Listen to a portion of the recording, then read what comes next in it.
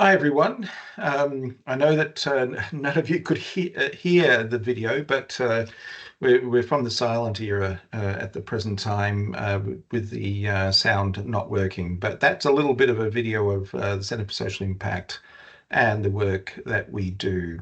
But welcome everyone to the CSI UWA Research Seminar Series via webinar, and thanks for coming along. Before getting into the topic today, I'd like to acknowledge that we're on Whadjuk Noongar land and pay our respects to the elders of this land, and you may too in terms of where you're from in the chat, which, as you can see, is working very well. But the audio is working very well for our speaker and myself. Now, today's research seminar is on climate change, but it's the social impact of climate change. And at the Centre for Social Impact, we are increasingly concerned about the social impact of climate change, having done work around the social impact of droughts, which are now occurring more often, floods, fires, and so on. And we're very happy to have Nic Badullovich, who is our new research fellow at the Centre for Social Impact, and whose work has very strongly focused around science, climate change, and climate change communication. Without further ado, I'd like to welcome Nic. But before that, just let you know that Carol Katz, who is our media communications person here at the centre, will be letting you know about certain events that we have coming up, particularly the Danji Cooling Summit and dinner, and a very important similar social gathering that we're having. So you'll be able to put comments in chat, questions that Nic will follow through on, and then we'll have a Q&A session at the end. So welcome everyone, and welcome Nic. Thank you. Thank you, Paul, and thank you everybody for coming along. I'm just trying to get my team set up here so I can see the chat as we go along. I'm going to share screen, and so just give me a moment. Okay. Now we did road test this, but I'm going to ask again anyway. Is everything looking okay? And actually, Perfect. yeah, oh, good, because I've lost everybody's pictures. Can you still see that? Yep. Okay, good. Just because I briefly lost teams there. Sorry. Tech is going really well today, obviously. Okay. All right. We're here. Okay. Hey, everybody. Thank you so much for coming along. As Paul said, my name is Nic, a fairly recent research fellow here at the Centre for Social Impact at UWA.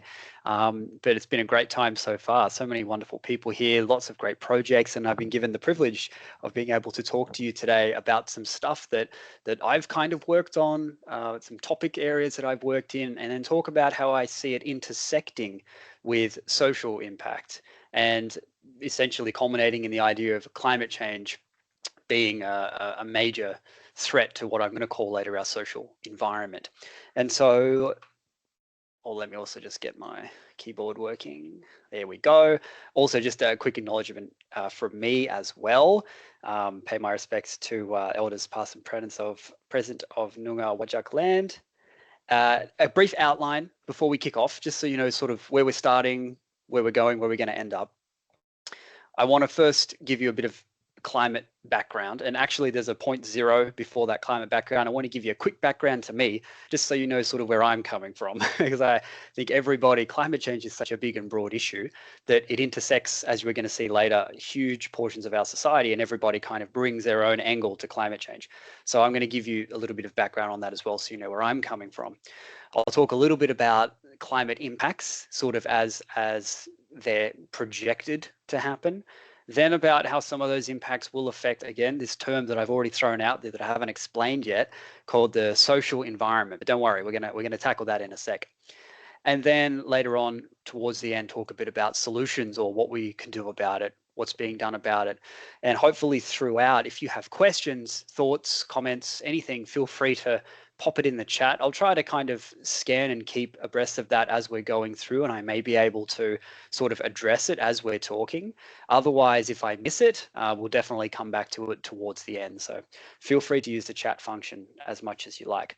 So before I'm gonna put this slide on so you can look at it just while I very briefly just talk about where I'm coming from. So I'm actually from the east coast of Australia, a tiny little town called Maruya, which is about 4 hours south of Sydney by driving, about 2 hours from Canberra, but spent about 10 years in Canberra doing degrees and got my PhD from the Australian National University, the Crawford School of Public Policy, and it was in climate change communication. That was my broad topic. And so it's actually, given it's a bit of a node from science communication as a research topic, but it kind of is worked on by people from a lot of disciplines, including sort of traditional communication studies, psychology, and so on. And the focus of my thesis was on framing in climate change communication. And so I'm going to talk a little bit about that again later as well. But then afterwards, after my PhD, went to the United States and completed a 2-year postdoc with the George Mason University Center for Climate Change Communication, who partner a lot with the Yale program on climate change communication. I'm sure some of you are probably familiar with some of their work. They do reports quite often, at least 2 times a year, tracking US public opinion on climate change as well as support for different policies. And they do a bunch of research. So it was an exciting time to be there. So a lot of climate change background for me, and now here at UWA working at CSI UWA and bringing a little bit of that climate change lens to a slightly new focus area for me. So that's a bit about me. And I figure we might as well actually get into the bulk of this now. So you're seeing now this busy slide. I want to give you this slide first, because I actually want to give you my main argument first. I don't want to leave it to the end like a novel or something and give you the big thing at the end. I'll give it to you right now. And I think it's that climate change presents a massive threat to not just the physical world or the physical environment, but what we're calling here the social environment, a major threat to the social environment. And I want to try to build on that throughout this presentation. And we're going to return to this slide as well at different times. So what do we mean by the social environment? So this information is adapted from the Australian Climate Service. So it's a collaboration between the Australian Bureau of Statistics, between CSIRO and Geoscience Australia. And essentially what they are doing is putting together information on climate change and giving good evidence-based information and advice based on that. And so they have a part of their website that talks about the social environment, and they talk about the impacts on the social environment. So they define the social environment essentially as having 4 components. First one being local communities, and then relationships, institutions, and support systems. So that's a little bit theoretical just on its own, but try to think about this from your own point of view, your own frame of reference. Think about the local communities that you're involved in, or the relationships that you currently have with people, either friends, colleagues, family, institutions, as well as support systems that you use. It's a bit simpler to comprehend this if we're thinking about it in terms of our own frame of reference. I know it is for me. But what happens is that we can think about this social environment as applying to everybody individually, but we are all situated within it. And around the outside of that social environment, in red, scary red, are climate impacts. So this is not an exhaustive list of climate impacts, but these are impacts that the ACS has written about on their website. And what I did in putting this slide together was looked at each of those impacts and asked myself a simple question: is there a logical connection between one impact and another impact? And if there was, I drew a gray line. That's why there are so many gray lines here. It's not random. It's kind of logically connecting each of these impacts. So for example, increased stress and poor mental health. So research is suggesting that climate change is leading to heightened levels of stress and anxiety, particularly in young people. And you can ask the question, well, does that have the potential to disrupt health and community services? Absolutely, yes, because if demand is going up, but capacity is not able to meet it, then you can have disruptions. And you can see how that can flow on and have other negative effects. So it creates a bit of a web here. I'm trying to paint a bit of a complex picture because that's part of my argument today, and that climate change being this super wicked problem that equally has a lot of problems and solutions at the same time and has to be tackled in a lot of ways, presents huge amount of threat to our social environment, and therefore the issues that we tend to care about, or as social impact professionals are specifically working on to try to improve. So that's that slide. I want to now get to the first part that I said I was going to talk to you about, and that's a little bit of climate background. And I want to start with this question of, do we agree? I think this is really important. So here's a paragraph. I'm just going to read it to you quickly. Humans have unequivocally caused warming as a result of greenhouse gas emissions. Australia is especially vulnerable to the impacts of climate change, and 75% of Australians agree that climate policy should be based on best practice science. Its impacts are already affecting our environment and communities. Having a large base of renewables is the cheapest and economically rational approach to removing carbon from the energy system, underscoring clearly that even after including transmission costs, building out the base of renewables is an economic necessity. Now, I didn't just sort of write that myself. It's actually climate change according to a few different sources. So the top line is actually from the Intergovernmental Panel on Climate Change, who say unequivocally that warming is happening as a result of greenhouse gas emissions. That's a pretty big statement, especially coming from scientists and other professionals to say that's unequivocal, but that's where we're at. This is from the Australian government, from their climate statement, their national climate statement, that Australia is especially vulnerable to the impacts and that they're already affecting the environment and communities. This chunk is from the Australia Institute. So that's a progressive think tank based out of Canberra. And they do a lot of public polling research and tracking of climate attitudes and contribute a lot to policy discussions in Australia. And this last chunk is from another think tank called the Blueprint Institute. And the Blueprint Institute is self-described socially progressive, but economically conservative. And so, yet their main suggestion here is that renewables are still the cheapest and most economically rational approach. And so I show you that because the point I want to make here with this slide is that we have a fair bit of climate consensus. And the reason I say this is because what we see a lot in research, people do research on social norms or on second order beliefs, what people think other people think about climate change, right? And we find that humans are really, really good at overestimating uncertainty and underestimating agreement. And that tends to happen with climate change as well. And that can essentially be a huge barrier to having people talk about climate change or actually do something about it.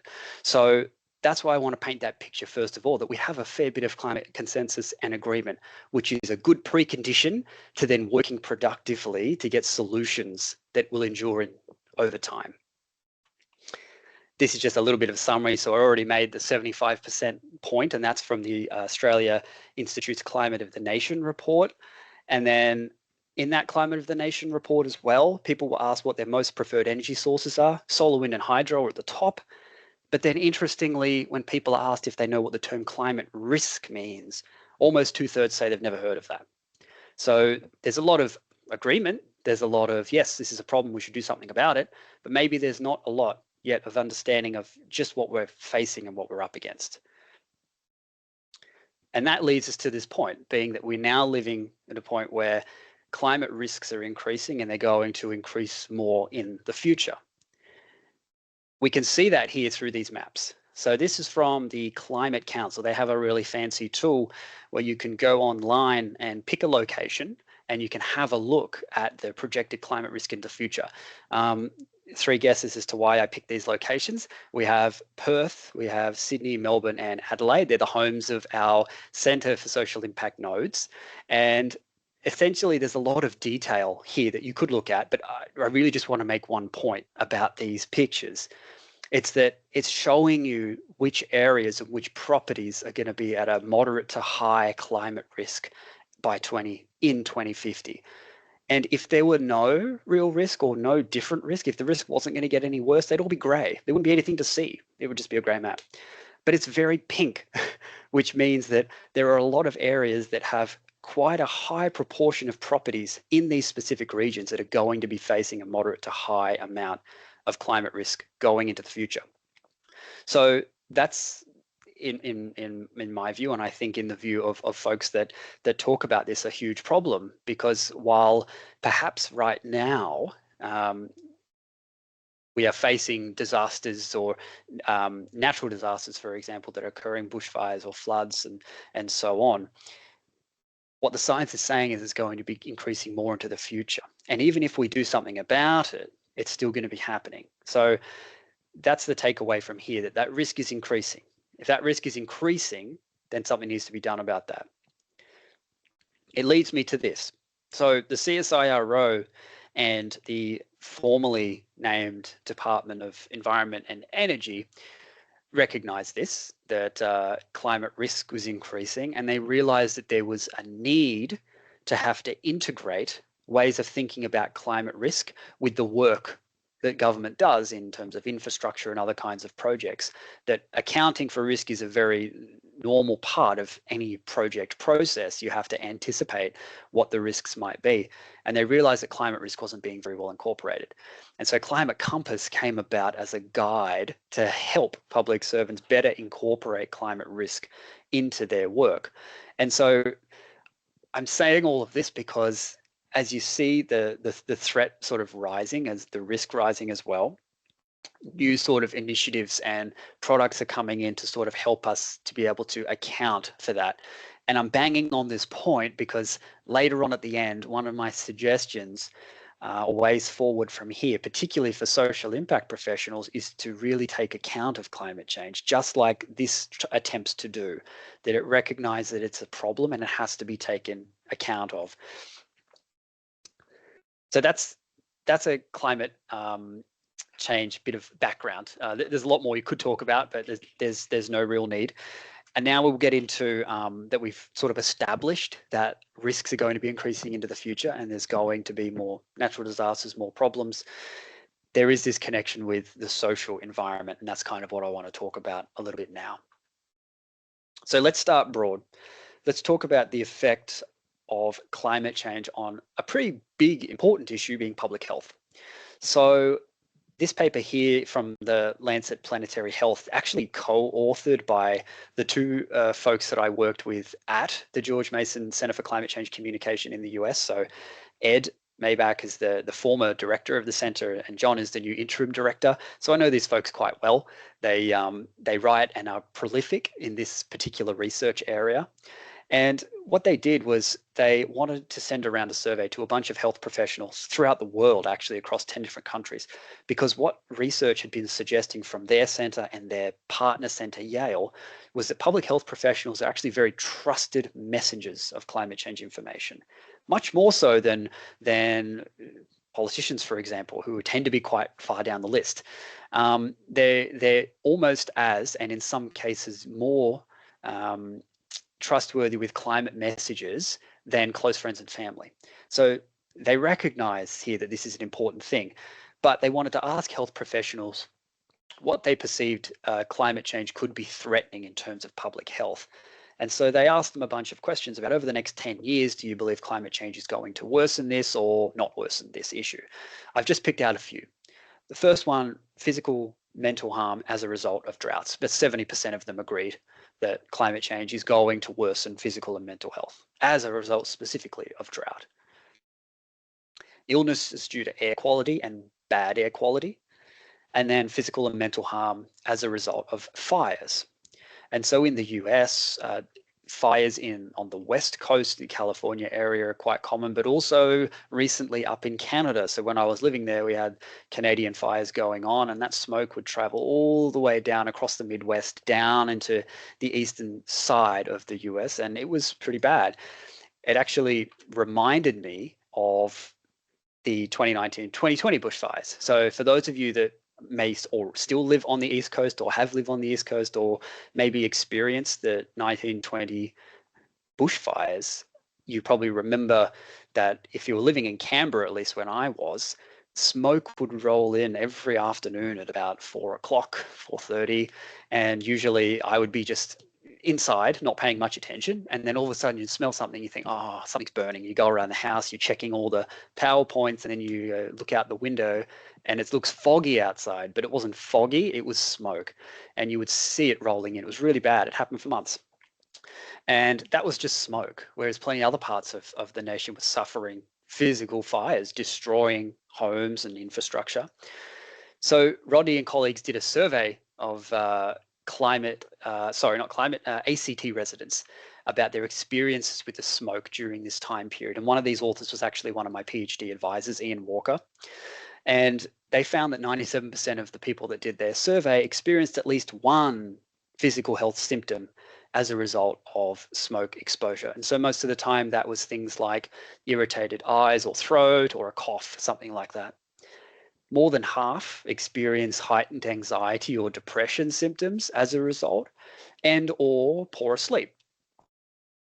And then interestingly, they found that when all of the symptoms were looked at and split, they found that women experience all of those symptoms more frequently than men did.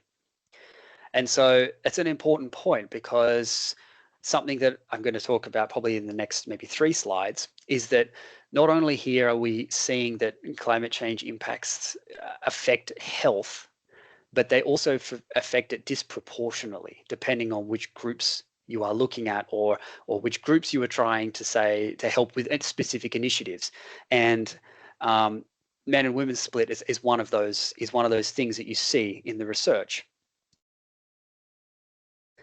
So that's health. So the point there being that climate change absolutely threatens human health. And if you want to read more about that, I can give you a ton of references if you're interested, but also check out the Lancet Countdown report. It details it pretty well in terms of what kinds of health impacts are going to be happening as a result of climate change. So if you're thinking back, remember to the big web diagram at the beginning, we're thinking about impacting health. And so remember, if you impact health, then you impact health service providers, and you impact resources, and then energy required to run resources. It's all very connected. We're moving on now from health to the social impacts of drought. This is something that Paul mentioned at the beginning of the seminar. So this is some work done by colleagues here at the Centre for Social Impact UWA. So this is the result of a big literature search, 155 articles, peer-reviewed in grey literature, trying to understand what are the social impacts of drought. And this figure kind of nicely sums it up. If you start over on the left with drought itself, and you see that drought can lead to things like employment and financial constraints. And then as a result of that economic impact, you have all of these other flow-on impacts like out-migration, which then affects community resources and support and what's available for people, even the economic GDP of a specific town. Uncertainty, it leads to distorted patterns of work. It can lead to family tension. You can see how all of these issues are kind of interconnected, that it happens as a result of one specific climate impact, drought, right? And so the point here is that while you might not identify drought, drought is not something that I think is actually a primary threat to, it's a specific issue that I'm interested in working on, say in social impact. What this would suggest here is that actually it might be that if you're interested in family dynamics in maybe like smaller towns or regional towns, and how to resolve family tension, let's say, drought is one of those key impacts that's actually going to affect it. And so I find that to be actually a really useful diagram to make that point of this interconnectivity between these impacts. So that's drought. Let's move to climate anxiety. So another social impact of climate change is the effect that it has on mental health. And this is a relatively recent, sort of still growing in the literature, because I know there are folks that are working on this, trying to put together essentially new scales and survey tools to help properly diagnose things like climate anxiety. So that's still evolving, but there's a bunch of research that's already looking at this idea of anxiety induced by climate change fears. And this study is a really big one, also from the Lancet Planetary Health. It involved 10,000 young people from 16 to 25 across 10 countries, and they asked them a bunch of questions. They found some of the sort of key highlights is that they found that 84% of the people in this age group, from these 10,000 participants, 84% were at least moderately worried. So at least moderately. So you think of a typical Likert scale, and so the center point is neither worried nor worried. Then you might be somewhat worried. Then you're moderately worried. Then you're extremely worried. So it's already pretty high up there. And to have 84% of them feeling that way is actually quite significant. 1 in 2 report being sad, anxious, angry, powerless, helpless, even guilty as a result of climate anxiety. And when you consider that a 16-year-old feeling guilty about climate change, they haven't lived long enough to even cause climate change, like they shouldn't be feeling guilty, right? And so it's really highlighting a range of emotions and feelings that particularly young people are going through as a result of climate change. And then 1 in 2 would report, almost 1 in 2, that their feelings would negatively affect their daily life. And so that's an important one, right? Because all of us experience anxiety, depression at different times in our lives. It can sometimes be situational. But when it starts really affecting your daily life on a chronic level, then that's when, that can really indicate that there's a problem going on that needs to be addressed. And so what this is sort of trying to highlight is that stress, anxiety, depression as a result of what could happen in the future is strongly impacting young people. And so there's a subtle point here, particularly young people. You don't tend to see this amount of climate anxiety in older folks. And one of the reasons may be that obviously younger people are thinking more about the future, perhaps older people are less so. That's not the only reason, but it could be a contributing factor. And so this reiterates my point earlier that not only are the social impacts of climate change going to be happening to us as a society, but they're going to be occurring unequally depending on which group of people you're looking at or working with. You're working with youth and trying to improve mental health outcomes for young people. They might be really worried about climate change, and that's a hard one. That's a hard one to tackle. Research obviously has to continue to happen to help us better understand how to deal with that from a clinical point of view. But what is, again, really highlighting are these unequal impacts across our society and the fact that climate change is really eating into a lot of these issues. The last one I want to talk about is climate justice.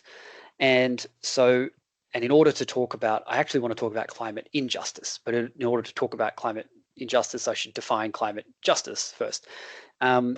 It's again, a relatively new concept, but what it is it integrates environmental justice and climate change movements to address the ways that climate change disproportionately harms people who are already more vulnerable to its impacts.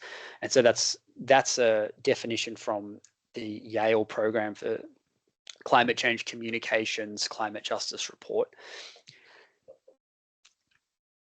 And I've defined it because I want to make a point about climate injustice. So far we've talked about climate impacts like drought. We've talked about the effects of different climate impacts on physical and mental health. And then I've obviously made a point that there are disproportionate effects across society, and that is a bit of a climate justice or injustice issue. So the UN Development Program has a bit of a breakdown here of the types of inequalities that exist when it comes to climate justice. And those inequalities can sort of be situated in 3 levels: on structural, socioeconomic, and intergeneration equity levels. And the first one, being structural, is about impacts being unevenly felt due to structural inequalities based on race, ethnicity, gender, socioeconomic status, and so on. And so what that translates to is that women tend to be more severely impacted by climate change, people living with a disability or disabilities, and Indigenous people. And so it's highlighting here that even if we take account of impacts that might be going on, we have to really pay attention to who are the folks that are going to be most impacted by that. Is there an unequal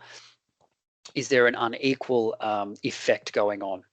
The second one is the idea. This is a bit more global. So the structural one can happen within a single nation or a single area even. The socioeconomic one kind of pertains a little bit more to the global level, makes the point that people in developing nations are at the highest risk of climate change, yet they haven't caused nearly as much of the problem as developed nations have. So while they're going to suffer most of the impacts, they actually haven't caused most of the problem. And there was a really nice exhibit at a place called the Climate Museum. A quick shout out to the Climate Museum, who are based in New York City. They're like the first museum of their kind to actually specifically focus on climate change. And they had this great exhibit where it was a map of the world, but it was sort of on like a corrugated piece of material. And so when you walk this direction past it, you would see a map of the world, and you would see the contributors to climate change, which countries have contributed most. But then if you turned around and walked the other direction, you would see the map of the world again, except what it would be showing you is which countries are going to be most affected by climate change, who are going to suffer the most impacts. And you could see a pretty clear inverse relationship there between who has contributed most to the problem tends to not have as many of the impacts. Who's contributed least to the problem suffers more of the impacts. And then the last one is intergeneration inequity. So this one I already touched on by talking about young people and their mental health. So talking about future generations, people that are not even old enough to comprehend the problem or do anything about the problem are going to bear the brunt of climate change and the impacts that are coming with it.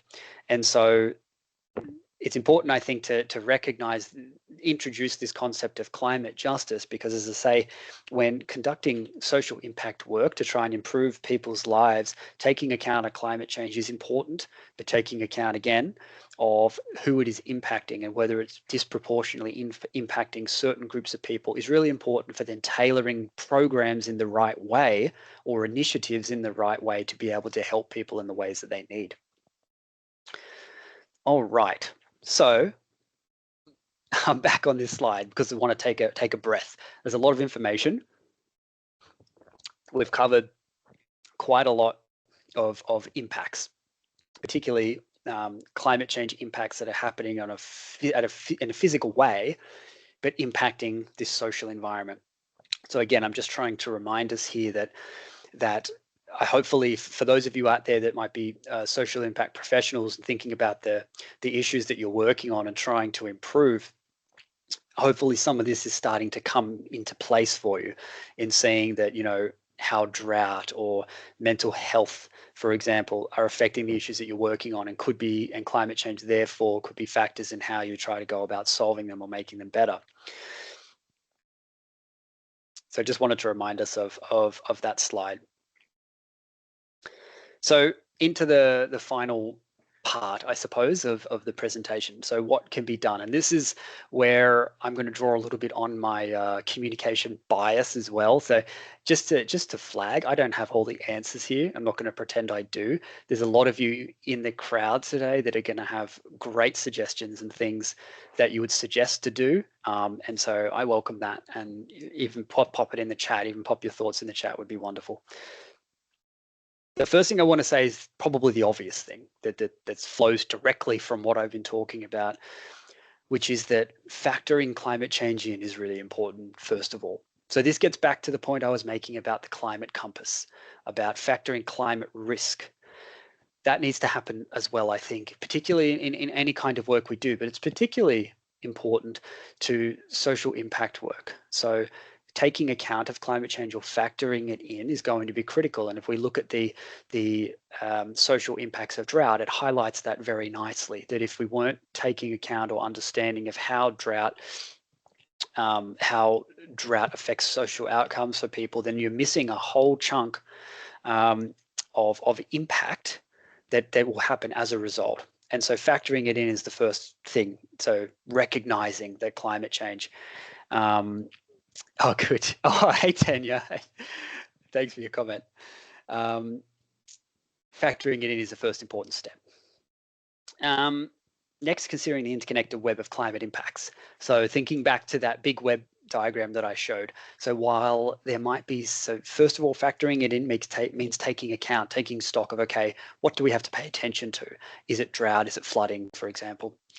But then considering how it will impact what you're working on specifically. If you're working on issues like youth mental health, or if you're working on rough sleeping or homelessness, trying to understand what impacts are going to be on that, but then trying to understand if what the interconnected impacts are in that web. And then there's the time component. So not just considering the impacts now, but considering them into the future. That's where we circle back to the work from the Climate Council, because it tells us what we could expect to see in the future in terms of change. There are other more technical tools out there for looking at climate impacts into the future. There's also tools where you can essentially compare regions and try to work out what it will tell you that in the future, if we continue along a path, emissions path as we are now, it will tell you sort of what the climate of that specific area will look like, and it will compare it to another part of the world and say, it will look like this part of the world, for example. And then finally, I've put this point in there because doing evaluations of initiatives is really critical. And so obviously it's something that the Center for Social Impact across all of its nodes does really important work in being able to evaluate both quantitatively and qualitatively the kinds of impact that different programs or initiatives are having. The evaluation is important because ultimately, if funders like a government or anyone are trying to put in initiatives that they believe will help, they're best guided when we've done rigorous evaluations of actually what works, giving real hard evidence of how to improve a program. So that's, in my mind, a really important component. I want to show this figure. I'm not going to speak about it in detail. It's actually from, so Norris et al. It was actually part of the social impacts of drought work that our center did. And the point I want to sort of draw you to, I mean, so first of all, these are like the 4 adaptive capacities that they identified. This was a literature study, 4 adaptive capacities for helping people, communities, to build resilience after natural disasters. And the one I want to sort of draw your attention to is that while there's a lot there, and feel free to, go towards the part that draws you in most. What draws me in most is the information and communication component, and particularly the trusted messenger sources. And so I think that's a really important point, because building capacity and resilience in communities is going to be an important part of what programs or initiatives should aim to do, I think. And so when thinking about how to have real social impact in communities as a result of the threats of climate change, building that resilience is going to be really critical, particularly when some regions are not going to be set up for feeling those impacts. And so, for example, Kimberley floods in 2022 were really devastating. And then for another example being Cyclone Saroja. So I think it came so far south on the west coast of Australia. I think a cyclone hadn't been that far south in 50 years or more. And a lot of towns and communities were not ready to feel the effects of that. I mean, houses weren't built to withstand that because you just don't see it that often. So it doesn't take 100 weather events to be really bad. It can simply take 1. And so when you start to multiply the frequency of those events, then you start adding a lot more risk. Trusted information sources, I hone in on that point because I think trusted communication sources are really important. I just want to say something quickly on that. So this is actually a study from Kelly Fielding and colleagues up at UQ, and the experiment essentially aimed to test the effect of messages that were framed in terms of in-group values and coming from in-group messages. So this fancy in-group just means people within your social identity group. And I'm not going to go into detail about their whole study, but what this figure is essentially highlighting is that when, this is for US participants, by the way, that when Democratic participants received a message about democratic support from a Democratic leader, then their attitudes towards a carbon tax were higher. If that same message simply came from Republican support, that their attitudes towards that were lower. And the inverse is true for Republican participants. And so what it's highlighting here is that trusted messenger sources are actually really important, that sometimes the message itself is important, but who it comes from is even more so. And so I think that is a critical point to take note of, because when trying to build resilience in communities, it's much better in my mind to be able to build leaders within those communities that are actually able to speak with the folks that they live with and they live around, and getting back to the social environment. The networks and connections that those people have are going to be much more valuable than somebody coming in from outside and saying, hey, you face these problems, you face these issues, you need to do X, Y, Z. So building up capacity and trusted messengers is really important as well. I'm just having a quick scan of the chat. We're almost at the end, so maybe I'll read through that in a sec. Actually, we'll cover those questions. I also need to show you this.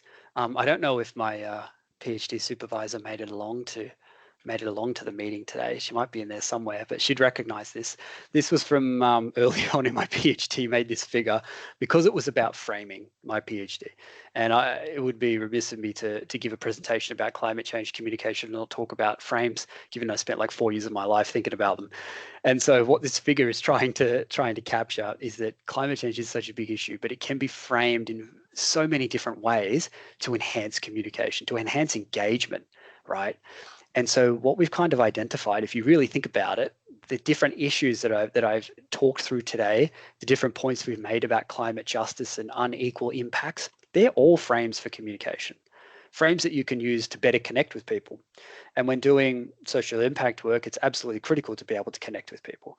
And so climate change can be framed all the way from public health problems to economic advantages to its kinds of impacts distant and past. But there's a lot of research on framing, and a lot of frames tend to not be as effective as other frames. So it's kind of dependent. But the way I think about framing and have written about framing in my PhD is using it as not just a strategic tool, but thinking of it as something you can use to have better conversations with people, to better connect with people.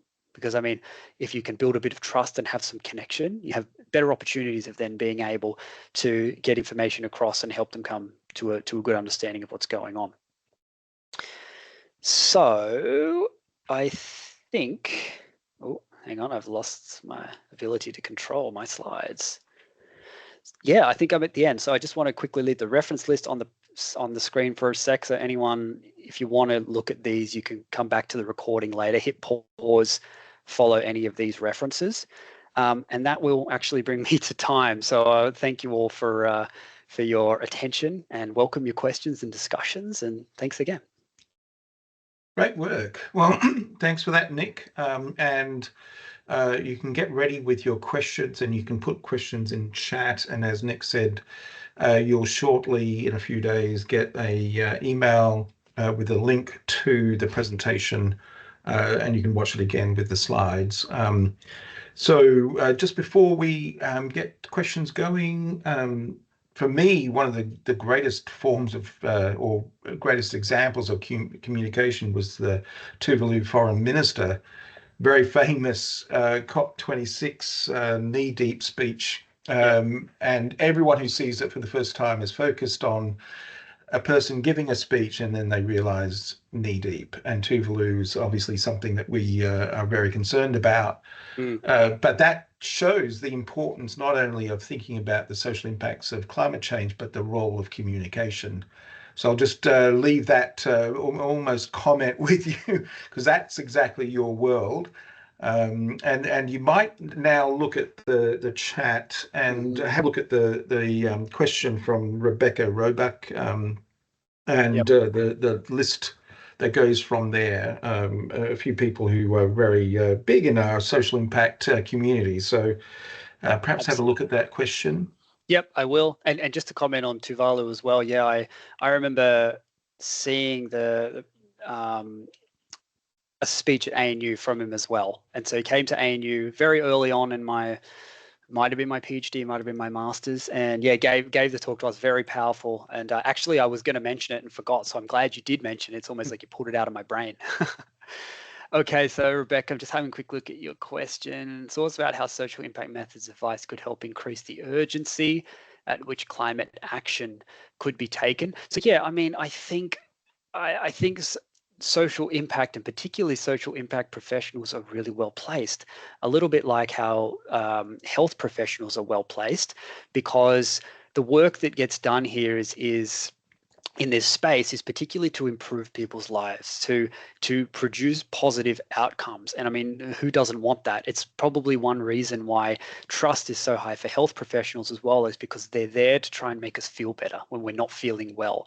And so I would say that advice for helping increase urgency of climate action, I mean, is like really lean into that idea that social impact professionals are really well in touch with community and community initiatives, and use those frames and stories that you're understanding from those particular projects that you're working on to help communicate those. And so I said on my frames slide, I think I said frames and narratives actually, but neglected to say anything about narratives, stories.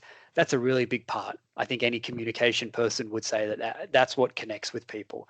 And so I would suggest that that's potentially a good strategy, something to lean into. And I don't think there's actually been any research that looks at the same level of trust of social impact professionals as it has been for as it has for health professionals. I could be wrong though. If anyone has seen that, please share it. Otherwise, that's an evolving research agenda.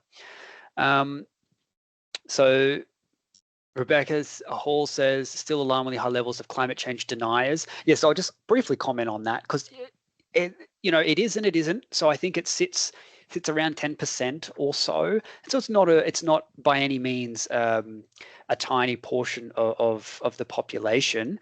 But what we do see at the trends over time of when you break the population into different segments, there's a famous paper called The Six Americas, and there's actually The Six Australias as well, written by another one of my PhD supervisors. So I had a bit of an all-star panel for my PhD advisors.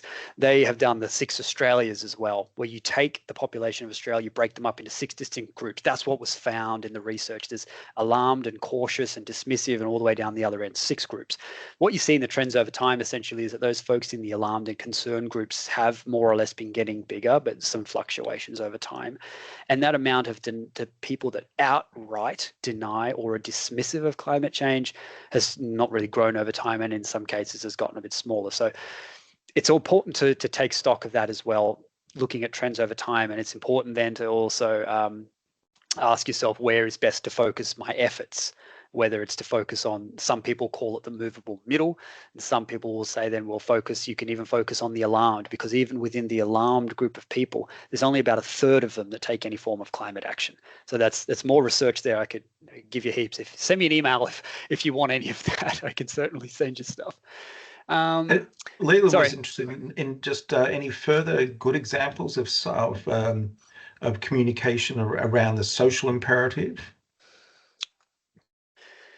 I think from what I've seen, a lot of it is health based, and I think one of the reasons that is because health is a bit of a universal frame. Obviously, everyone wants to sort of be healthy, or at least we have to be healthy to function in our daily life. The better health we have, the less stress and anxiety and so on, all of that. And so that's kind of the big component, I think, of the social impact related communication work I see. Though I admit the climate change literature, as I say, climate change communication literature is growing so much and contributed by so many different disciplines. And so there very well could be a node of work going on that I sort of haven't seen or become aware of. And so there's also work to do from the academic point of view to help these different conversations coalesce into narratives, because the more people, the more voices you have talking about the problem, the more powerful it becomes, I think. And we could just get people to actually give their questions. So Tasneem and Bayan. Tasneem first. We have it in the chat, but do you want to actually give the question directly if you can, and then followed by Bayan? It's always nice to hear people's voices. Yeah, sick of hearing my voice. So you can unmute yourself if you're Tasneem or Bayan, if you're still there. Are people able to unmute themselves, Carol? I'm seeing a bit of a no symbol. Oh, right. So we were so proficient with our but all right. So if you have a quick look then at those two questions. Nick, yeah. Yes. Yeah. So to Steve's question is about it's wondering whether there could be higher incidence of climate anxiety in youth, perhaps because they're more exposed to climate change education. And I would say this, it probably is a factor. I should have read up on a study that one of my colleagues at Mason was doing recently on climate anxiety. I think she either just got it published or is about to try and understand what the predictors are, because that's a lot of the work that we would do, and understand what are the key statistical predictors of specific outcomes. And I'm sure that being more educated absolutely has led to that, certainly. Even for me, I mean, going to school in the late 90s and in the early noughties, I don't remember so much about real climate change. I think my first exposure was really university. And so I think it's certainly a very reasonable suggestion that more exposure to climate change education certainly could be heightening people's anxieties. And that's where communicators also, and professionals who work in the space, also have a role and a duty to help inform people of what the problems are, but also the solutions, but also that people have efficacy and ability to be able to do something about it. So that's the whole efficacy idea is something that we see time and time again in research, that giving people hope is simply not enough. You need to help them to understand that what they could do individually and collectively matters a lot for actual measured behavior. And you can unmute yourself now. So Bayan, maybe you could try and give the actual question, and also show your camera if you can. Yep, I'm here. Thanks, Paul. Thanks so much, Nick. That was a fantastic presentation. Can you hear me? Yes. Yeah. Yeah, great, wonderful. So you touched on it earlier when you presented about the in-group, out-group social psychology of kind of political party affiliation, but I wanted to gauge your opinion on why climate action is still so politicized, particularly in democratic Western contexts, and your thoughts on if there's anything we can do to depoliticize it and promote it more as sort of a social and environmental and economic, as you've pointed out, necessity, from a scientific sort of approach that's apolitical in its essence. Yeah. Oh, thanks, Ben. That's such a good question. And yeah, you rightly point out that we are particularly polarized. So there's a great study by Matthew Hornsey, also Kelly Fielding, colleagues from UQ, that looks at the connection between left-right political beliefs and belief in climate change. And when you look at that, you see that and essentially what it is a measure for how polarized a country is on climate change. You see the US way up there, very polarized on climate change. And then behind the US is us. And so we're sort of second. And so you're right to point that out. And I think one of the reasons, there are sort of multiple reasons, but we've had a pretty unproductive history of conflict, I think, as my PhD supervisor would put it, climate sort of conflict in the sense of like discussions, disagreements, and also just outright unproductive things that have gone on in our political history, from outright denial to setting up this whole illusion between inner cities and outer cities, using that social grouping to help people sort of disagree. I'm not like you, I'm like you. And so there's a bit of a history there that has kind of, I think, led to it, and that's been hard to then disentangle. And as a result, it's carried on through time. And so even our history of putting in emissions trading schemes and then having them revoked, like we sort of have had this history that's been very dysfunctional. That's the word I was looking for. Dysfunction. But it's not true actually so much for the UK, for example. And so when you look at that list of which countries are most polarized, UK is not really. They've been much more ahead in what they've been able to do. It doesn't mean they haven't had challenges, and they still have researchers that work specifically in that context, but it's so different to the US and so different to Australia. What can we do? One thing is what I mentioned at the beginning, which is working with social norms. So picking up on what we think is okay and not okay, and correcting misperceptions. That's a big one. So I mentioned the Climate Museum as well. If you ever go to New York City, I'd highly recommend it. But they had an exhibit that was helping to show people that there is more of a climate majority, even in the US, of people that agree that it's a problem and we should do something about it. And when we did a study with them to understand what people's perceptions of that agreement was, we asked them on a survey before they went in, hey, how much do you think people in the US are concerned about climate change? Give us a percentage. And then we asked them again a couple of days after, and we found that their perceptions of that agreement were quite low when they came in. And mind you, these were people that were very alarmed about climate change. And then when they left, it was much higher. And so I would say that those perceptions are really critical, because if we're perceiving that the issue is so polarized, so taboo, we can't really talk about it, I'm going to annoy people, it's not going to work, I shouldn't bother. It's kind of a result, I think, of this misperception. And so it's really important, I think, to realize that there's a hell of a lot of people that share these views, and they're across heaps of different groups, whether they're political groups or any kinds of other social identity groups. That's all I'll say. Great question, though. Thank you. I noticed there's a timer as well, Carol. Is the meeting going to shut down in a minute? In a couple of minutes.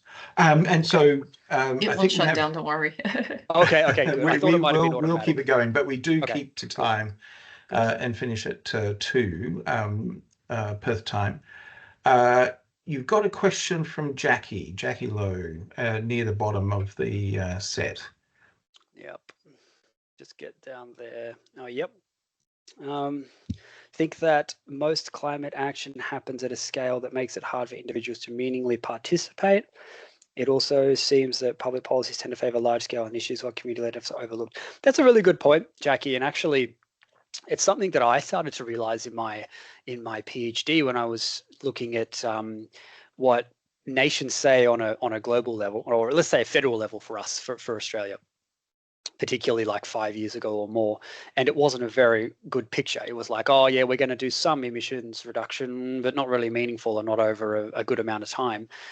But then you start looking deeper into the states, particularly states and territories, and what their initiatives. So ACT was so far ahead in being able to completely decarbonize their electricity grid, and then now they're working on transport. And it's the same for other state governments and also local councils. And what I realized is actually there is a lot of stuff going on at a local level, which is a really important story to tell. And I think the fact that we don't know about, I mean, first of all, we don't know about it because the Australia Institute tracks that, and they ask people, how much do you know about what the government's doing about climate change? And most people say, I haven't heard of any initiatives. So first of all, maybe there's a communication problem there, right? We're not telling people enough about the bright spots, about the positives, the things that are going on. But then, like, I think the fact that it's happening at a local scale means that if people were aware of this kind of thing, then they might have more power in thinking, well, I can shape how my community or town actually deals with this. That I can't fix what the federal government's saying about climate change or what they're not saying, but I can certainly contribute to our local council and what they're trying to do about it, and it's meaningful. And I just want to link it in with some of Ketan Joshi's work, particularly from his Windfall book, where he talks about communities that have renewable energy, like wind farms, essentially. He makes an argument that they tend to work out really well when communities actually have ownership over these things. And so when communities are involved and have ownership over initiatives and things that are going on in their local community, there's a lot more uptake than say, hey, we want to put in XYZ in your backyard because we're trying to tackle climate change, right? So a bit long-winded there, but I agree with you that there seems to be a perception that, well, what can I do about it if the government's way up here and they're saying we're going to do this and that. But I would encourage you to have a look more locally at what's going on, because that's certainly where your voice is going to be really effective, I think. And that's actually where a lot of great work is currently going on. Great. And last question. Question from David. Degrowth. Have you heard of degrowth? I have heard of it, David, but I can't say I am educated enough on the topic to give a cogent thought on it. But I've certainly heard it, and I've heard other people talk about it. If you know more about it, though, feel free to unmute and tell us about it. I'd be keen to hear it from your point of view. There you are. I'll also stop sharing my slides just so Fantastic. we can. Great. Hi, Nick. I heard about degrowth from a book. So basically it talks about how capitalism, how our consumerism ways of life are, is the main driver, the fundamentals to climate change. And although I can imagine that if we cut out all unnecessary consumerism and unnecessary wastage, of course, I think it will bring down emissions, definitely, but how possible is it on a global scale? And since most of those, the major emission countries that emit the most are less likely to change because they're quite used to this lifestyle. Thank you.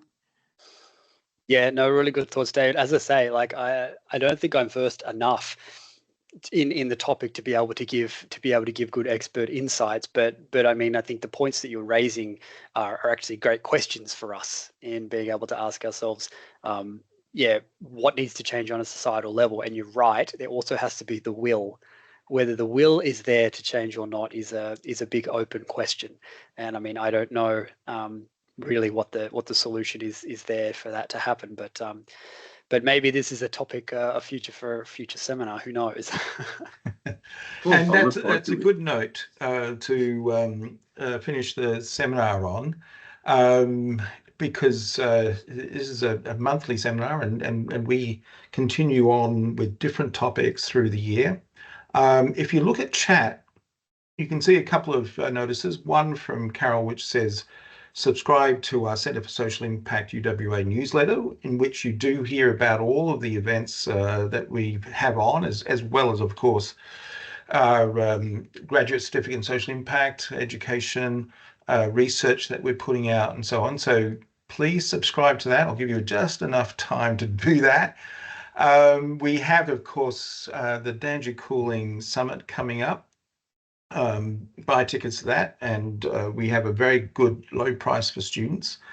And we have the CSI UWA Breakfast by the Bay coming up as well in August, the funding of the social purpose sector, addressing Australia's social challenges effectively. So a couple of things to look at. Thank you so much, everyone. Thank you so much, Nic, for a fabulous presentation. I'm sure everyone can clap and put their clapping signals on, or even clap with being unmuted. But thanks, Nic. There you are. You got a few little claps along the way. And so everyone can access this recording on the Centre for Social Impact website shortly. We will send you an email. Thank you, everyone, and we'll be back together again in another month. Okay, thank you. Bye.